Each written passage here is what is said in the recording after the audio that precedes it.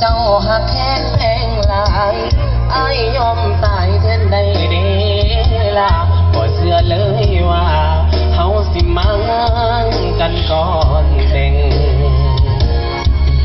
บอกได้บอกเหตุผลของเจ้าหักสองเฮามันยังขาดบ่ได้อยู่กับอายน้องนั้นยันอายพาไปกินเกลืออยู่กันมาเกือบปีอายบอกเคยขัดใจเจ้าวันผิดวันเศร้าเจ้าอยากไปใส่อายตามใจทุกคืนอายบ่ดีบ่ใดคือจังทำให้กันคักแท้โนหรือเจ้าลิ้นบ่พอยังอยากเป็นโสดบ่พอมีคู่กายเจ้าอยู่กับอายจะอยู่กับไผอายยังบ่ฮู้บอกมาเบิ่งดูที่สานต่อเลือว่าพ่อสมีไอ้สิโทรหาพ่อกับแม่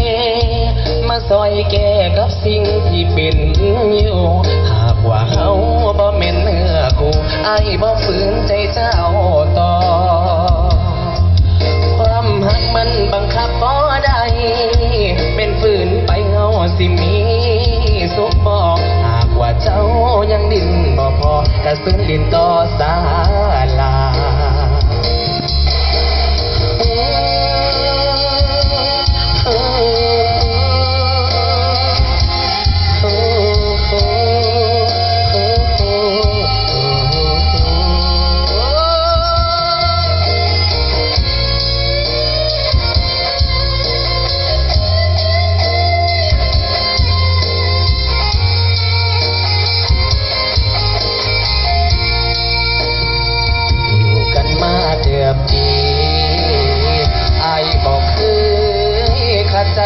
เจ้า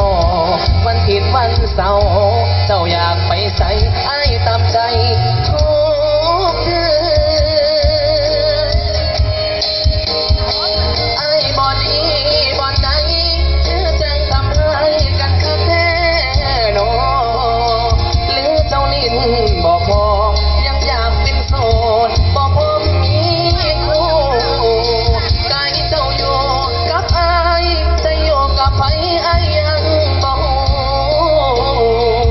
บอกมาเบิ่งดู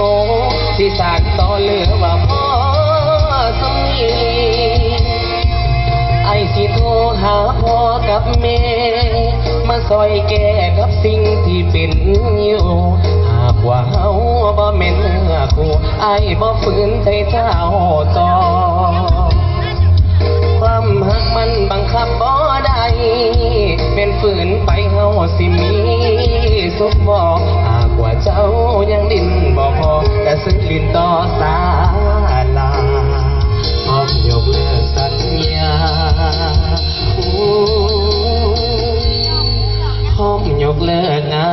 น